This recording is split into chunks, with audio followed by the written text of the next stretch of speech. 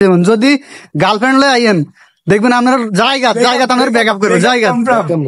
Guys আমরা এসছি Noakhali Noakhali garden park.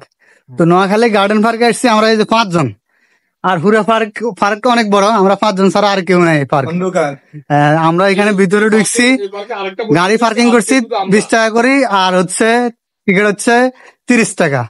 তো আমাদের মনে হইতেছে যে আমরা যে টাকাগুলা দিছি টাকাগুলা জলে গেছে, কারণ পার্কের এখনো কাজ চলতেছে, যার কারণে ভিতরে দেখি কোনো কিছুতে মজা নাই, ওরকম কিছু নাই দেখার মতন।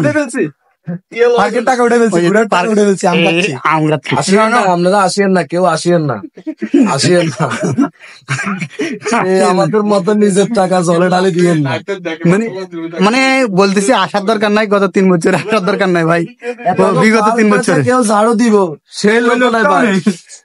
দেখান অবস্থা, দেখান এই যে পরিবেশটা বুঝছেন আঙ্গরে কোন হা গলে আর কইলাম না বুঝলি